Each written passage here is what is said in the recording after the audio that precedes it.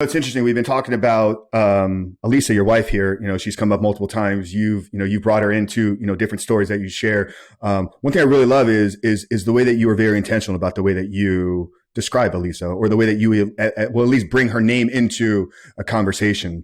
Can you share with us what you specifically do and kind of your, I don't know, logic or reasoning, but why you describe Elisa in the way that you do? Yeah. So I always introduce Elisa as my beautiful wife, Elisa. If I know somebody and she's going to meet them for the first time, I'll be like, hey, Frank, this is my beautiful wife, Elisa. And I've said this for many, many of years. And there was a moment in time where I really felt God just speak into me.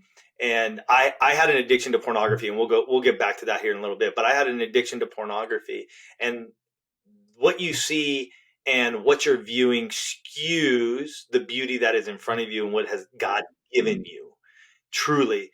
And so I knew of the renewing of my mind had to happen. And God said to me, he's like, she's the most beautiful thing in your world.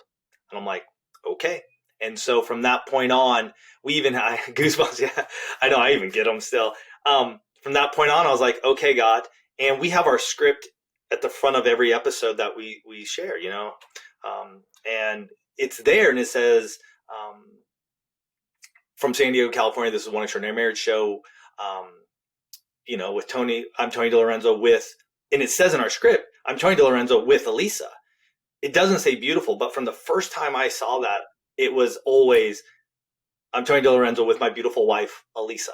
And it was always there. And I come to realize, and this is probably the subconscious, conscious mind working too, I have realized that by saying that, it impacts her and it impacts me.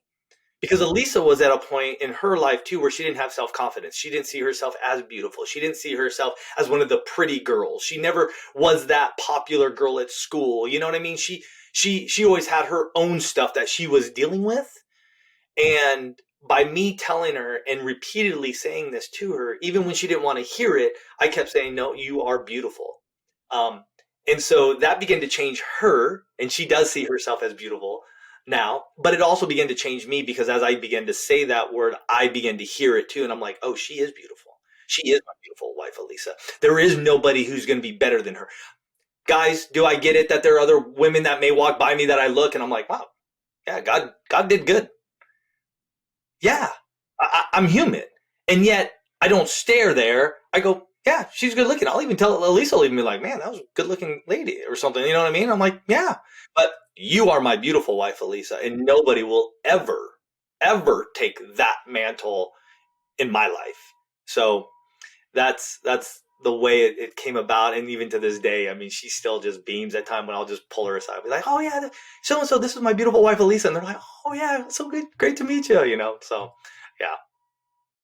That's beautiful, man. And for me, so you can understand like why that is as emotional as it is for me, and the goosebumps come up because I got to witness you explain a journey that I walk men through. And there's such a deep place like in my heart for that, because I understand what the men's consumption of pornography does to the woman's confidence, does to the woman's psyche. I understand that when we're caught up in a pornography addiction, our eyes are looking at we literally are caught by it. It's like, we know she's turning the corner before we can even see her, because once again, that subconscious mind, it's like she's going to be there. But how do we change that? How do we reprogram our subconscious mind? By our conscious thoughts that we drive into it in a very intentional way. I mean, literally what you just described there is a part of our curriculum in our coaching program that is specific to the men that are married. Like the guys that are in a relationship, we will walk them through like, Frank, how do I keep my eyes like from wandering when I'm walking down the street?